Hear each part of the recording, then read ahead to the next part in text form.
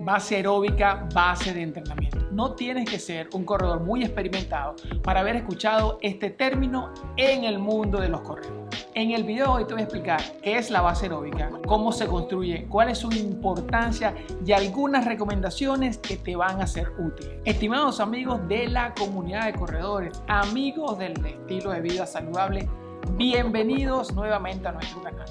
Quiero comenzar el video agradeciendo a cada una de esas personas que se ha suscrito. Estamos llegando a 1000. Sí, señores, 1000 suscriptores. De la misma forma, te quiero invitar, si tú estás viendo este video y todavía no te has suscrito, este es un buen momento. En Running for Fitness promovemos el running como un estilo de vida. Aquí vas a encontrar información sobre planes de entrenamiento, indumentaria, análisis de papers científicos relacionados con el entrenamiento, alimentación y nuestra experiencia en este apasionante deporte. Suscríbete al canal y dale like a este video. Vamos a hacer un poco de historia. ¿De dónde nació este concepto de la base aeróbica que hoy por hoy es uno de los elementos más comunes en todos los planes de entrenamiento para corredores de resistencia? En la década de los 30, 45, el intervalo era la base fundamental de la preparación física para corredores de fondo. De acuerdo a los libros que he consultado, en la década de los 30, los escandinavos inventaron, y por hoy sigue vigente, un término o un modelo de entrenamiento basado en intervalos llamado Farlek. ¿En qué consistía esto? Ellos iban haciendo repeticiones, bien sea de tiempo o de distancia, durante sus carreras largas. Podía ser una milla en intensidad, una milla suave. Y podían acumular grandes volúmenes de entrenamiento haciendo esta metodología. Luego, más hacia los años 40, los alemanes, un poco más estructurados, seguían utilizando el intervalo, pero medían la intensidad o controlaban la intensidad de los intervalos mediante el ritmo cardíaco. Es decir, hacían un intervalo en intensidad y luego una recuperación en la cual monitoreaban su ritmo cardíaco, trataban que fuese un ritmo cardíaco cercano al reposo y luego comenzaban la próxima repetición. Ya cerca de los 50, los británicos seguían utilizando el intervalo dentro de su como base fundamental para la preparación del corredor, pero eran repeticiones más controladas. Y están las famosas repeticiones de Roger Bannister, que por cierto fue el primer ser humano que corrió la milla en menos de 4 minutos. Y había un entrenamiento clásico de Bannister que es 10 por 400 y era una intensidad controlada. Luego en los Estados Unidos, más ya cerca de los años 60, bajo la influencia de un entrenador húngaro, siguen utilizando el intervalo como parte de su entrenamiento, pero que eran grandes volúmenes de repeticiones tanto de 200, 400 como de 800. Probablemente ustedes se preguntarán, bueno, ¿por qué tanta intensidad si actualmente se recomienda mantener una proporción de 80-20, etcétera, etcétera? Recuerden que en esas primeras etapas del running no había mucha documentación. La población en general que practicaba el running era comparativamente baja. Este deporte estaba más enfocado en universidades, colegios, y realmente no había una base científica que justificara qué modelo era mejor que otro. Ya cerrando la década de los 60, aparece en el escenario un entrenador que revolucionó el running para siempre. Se llama Arthur Lydiard. En los Juegos Olímpicos, los atletas de Nueva Zelanda, de donde es originario Arthur Lydiard, arrasaron en el cuadro de medallas en carreras como 800, 1500, media maratón y en la maratón. Esto llamó la atención del mundo del deporte y salieron varias coincidencias. Una de ellas, por supuesto, Arthur Lydiard, esa filosofía, y luego que todos venían o todos estos atletas coincidían en su área residencial, es decir, habían sido entrenados o los entrenadores que los ayudaron a su preparación habían tenido la influencia de Arthur Lydiard. Pero ¿qué hizo diferente a Arthur Lydiard? Y muy humildemente lo compartió. Arthur Lydiard dijo que la resistencia en un atleta de fondo es fundamental y por lo tanto para crear esa resistencia tenía que a su vez desarrollar la resistencia aeróbica y para lograr ese cambio fisiológico en el atleta tenían que correr altos volúmenes a un ritmo bajo. Por supuesto que esto al momento fue bastante criticado, muy polémico, pero comenzaron los estudios y otras escuelas de entrenamiento comenzaron a aplicar esta filosofía y a notar los resultados. Agregaba también Arthur Lydiard que en aquellos atletas que ya tenían desarrollada la velocidad, la resistencia anaeróbica, era mucho más fácil desarrollar la resistencia aeróbica. Esto va a cambiar con el tiempo y es por eso que la mayoría de los atletas que compitieron por Nueva Zelanda en el maratón originalmente eran corredores de milla. Y hay 5 objetivos fundamentales asociados al desarrollo de la base aeróbica. El primero, y lo voy a nombrar de manera aleatoria sin que uno tenga más importancia que otro, porque es el conjunto de estos cambios lo que produce el beneficio para el corredor. Primero, una eficiencia aeróbica. ¿Qué significa esto? Aeróbico significa con oxígeno. Y la eficiencia aeróbica no es otra cosa que optimizar el uso del oxígeno durante el entrenamiento. Ok, pero ¿cómo funciona esto? Cuando nosotros estamos entrenando suave y en carrera prolongada, ya hay estudios más recientes que aseguran que entrenamiento por encima de los 90 minutos son fundamentales para modificar nuestra base aeróbica. Dato allí, cuando yo estoy entrenando lento, hay una necesidad de mayor oxígeno. Por lo tanto, hay una adaptación de mi cuerpo a aumentar el número de glóbulos. Eso ocurre en una primera etapa. Luego, en una segunda etapa, esta eficiencia cardíaca produce un aumento de mi capacidad de bombeo de sangre. Es decir, mi ventrículo izquierdo se desarrolla, se fortalece. ¿Y qué sucede cuando yo bombeo más sangre? La capacidad de oxigenación y de limpieza del torrente sanguíneo en los 2 ciclos en que ocurre este proceso es mucho más eficiente. Y un indicador clave de esto, y es algo que nosotros monitoreamos en Running for Fitness durante las primeras 4 o 5 semanas, es que el ritmo cardíaco en reposo disminuye, es decir, mi corazón se hace más eficiente. Necesito menos latidos del corazón para poder cumplir el ciclo de oxigenación en el cuerpo. De la misma forma, cuando yo estoy entrenando lento, hay un desarrollo de mi masa muscular. Es decir, hay más músculos que comienzan a activarse y esos músculos necesitan energía. Entonces, también ocurre un aumento en mi densidad mitocondrial. La mitocondria es la responsable en nuestro cuerpo de hacer el proceso de refinería de la energía, es decir, la que produce la energía. Entonces, al haber más músculos activados, esto significa que voy a necesitar más combustible y para poder tener más combustible, mi cuerpo responde produciendo mayor cantidad de mitocondrias. Pero esto no queda solamente aquí. En este proceso de eficiencia, estas mitocondrias no solamente aumentan en volumen, sino que se hacen más eficientes y comienzan a desarrollar mayor capacidad de producir energía a través de unas enzimas que se llaman enzimas aéreas. Ahora bien, este proceso que le estoy describiendo toma un tiempo. De acuerdo al profesor Maffetone y a las anotaciones que nosotros llevamos en Atletas de Running for Fitness, ya en los primeros 3 meses se notan la disminución del ritmo cardíaco en reposo. Si el atleta asocia este entrenamiento a un modelo de ingesta saludable, es decir, le damos a nuestro cuerpo una energía de calidad, es posible que este proceso sea mucho más rápido. En atletas que de manera consistente han venido entrenando, desarrollando su base aeróbica por 10 meses, 12 meses, los cambios son impresionantes. Les voy a poner un ejemplo. Tenemos atletas que comienzan corriendo la milla o el kilómetro en 8 minutos por kilómetro, 8 minutos por milla. Y aquí no nos vamos a referir si esto es lento o rápido, es la capacidad de ese atleta en ese momento.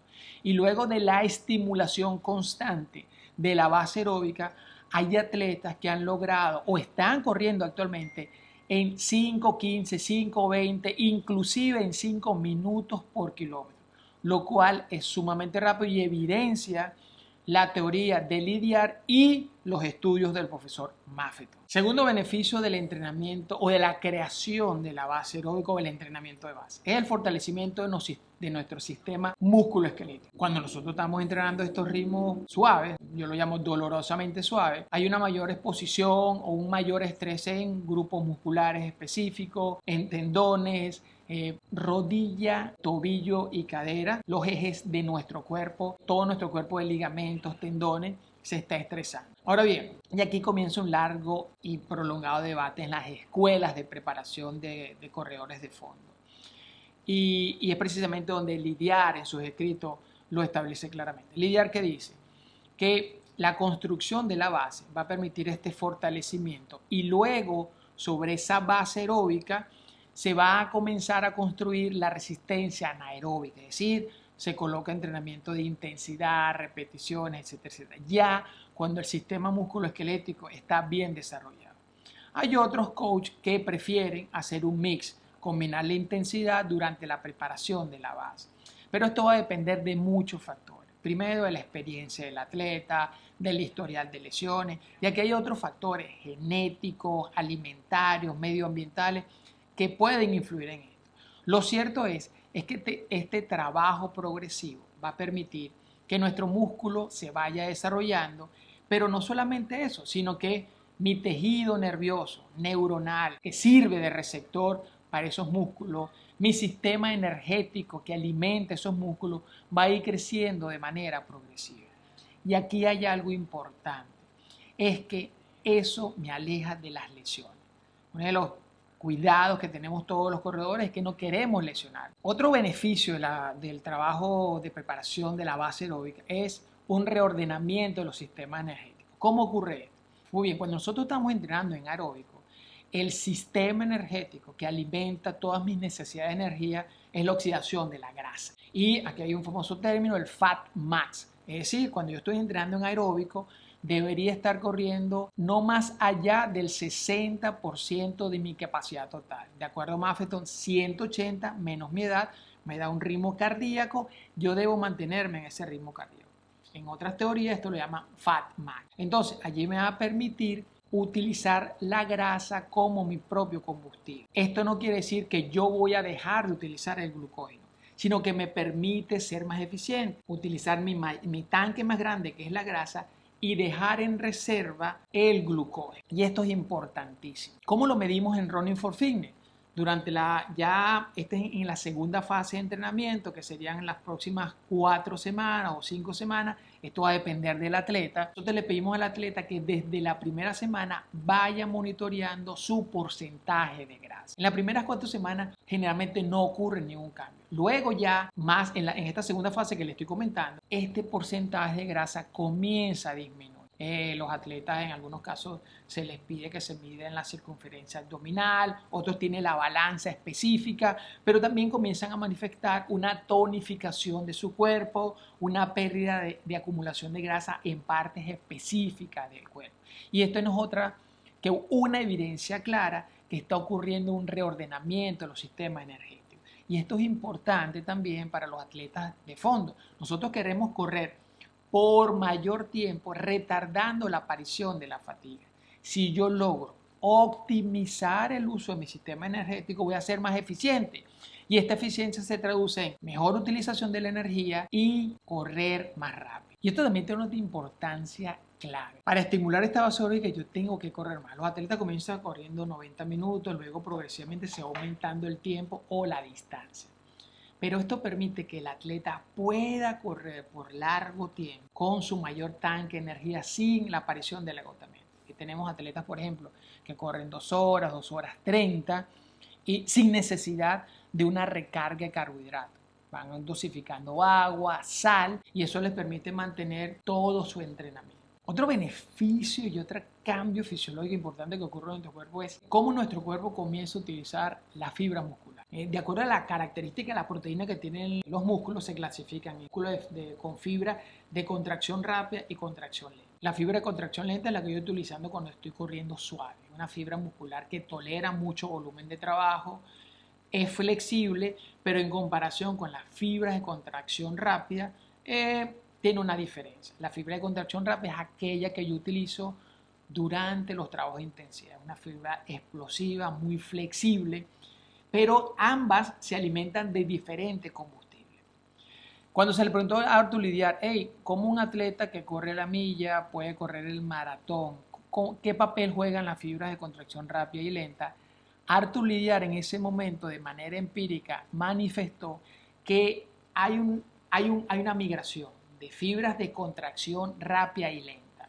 Luego estudios posteriores que se han hecho en atletas han confirmado esta teoría. ¿Qué quiere decir esto? Hay una migración de las fibras de contracción rápida, es decir, se hacen más resistentes. Y esto es claramente evidenciado. A lo largo de todo este proceso, asesorando atletas, yo lo denomino, y de acuerdo a la filosofía de Mafra, también es la aparición de la velocidad aeróbica. Ya estamos hablando de unas etapas más maduras del proceso de preparación del atleta, ya hacia la tercera etapa, las últimas 4 o 5 semanas. Es decir, el atleta en su ritmo cardíaco objetivo comienza a correr más rápido.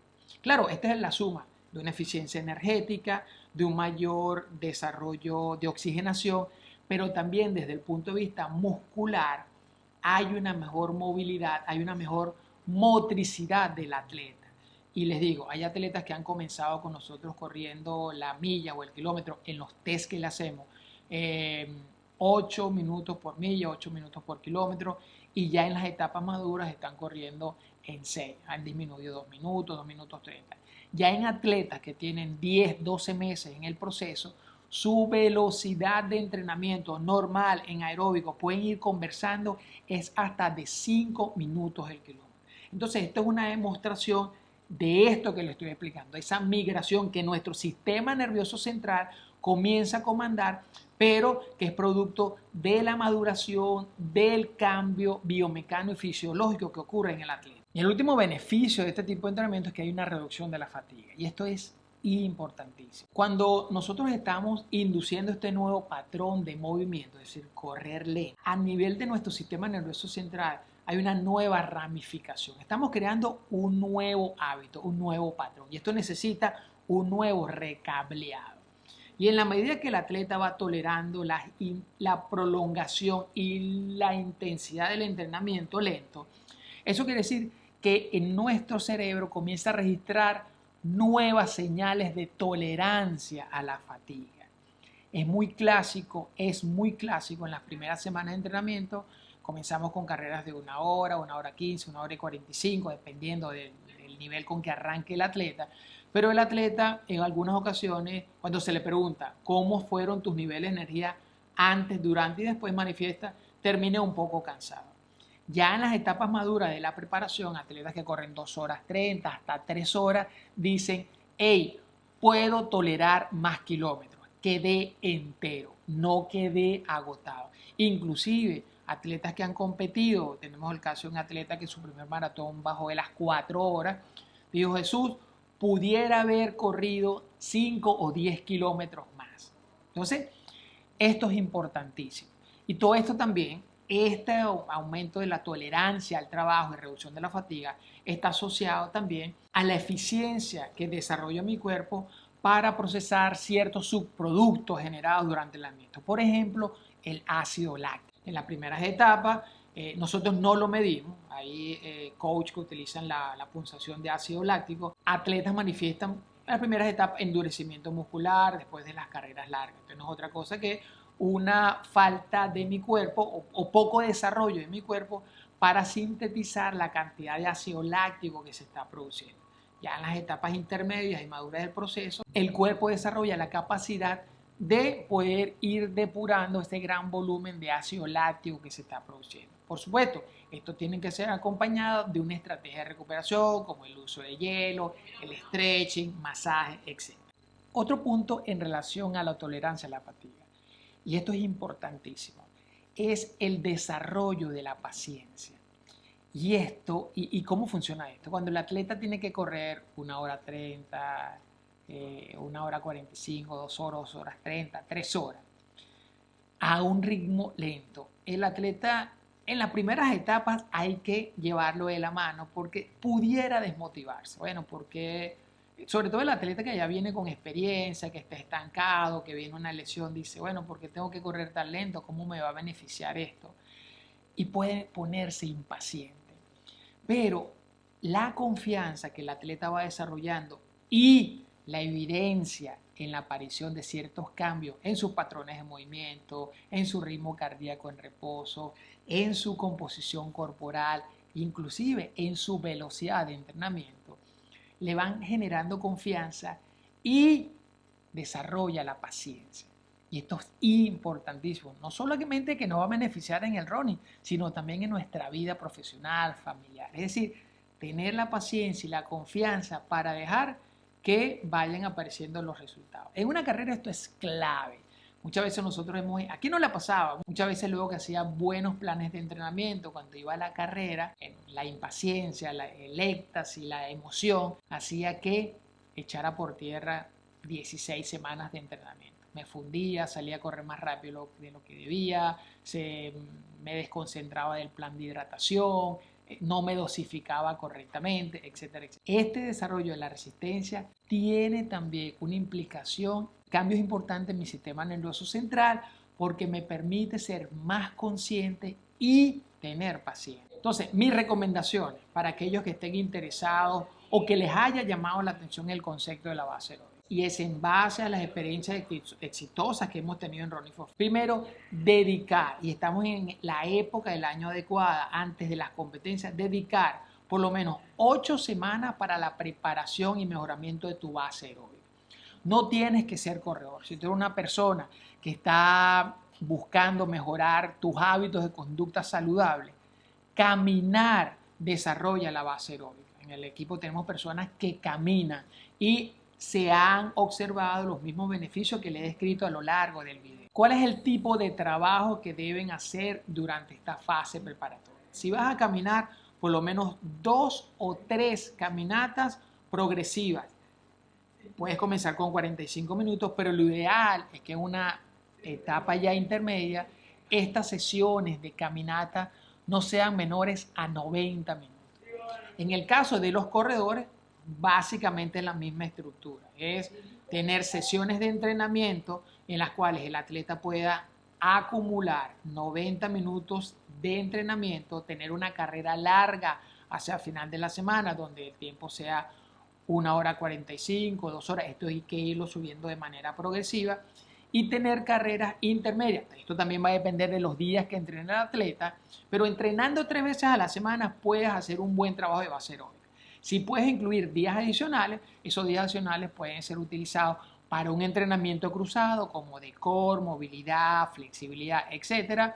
O también para carreras por percepción de esfuerzo para liberar un poco el cuerpo y también desestresarte de esa tensión que pudiera ocasionar el trabajo excesivamente lento. Otra observación importante es que normalmente el entrenamiento base se hace en los periodos pre-competencia. Sin embargo, en Running for Fitness hemos hecho la prueba de desarrollar la base 2 veces al año. Es decir, comenzamos el año, se entrenan 8 semanas. Luego, cuando el atleta comienza su entrenamiento específico, se mantiene el trabajo aeróbico, pero es mucho más fácil dosificar el trabajo anaeróbico porque el atleta lo tolera, su cuerpo resiste esa intensidad. Y luego, a mitad del año, cuando el atleta termina su año de competencia, nos quedamos acariciando la base aeróbica para ir aumentando el volumen año tras año. Esto es lo que llamamos nosotros macrociclo. De tal manera que año tras año el atleta vaya aumentando su tolerancia a la fatiga y, por supuesto, pueda correr más rápido. Bueno, amigos, espero que esta información resulte de su interés, los ayude en su preparación.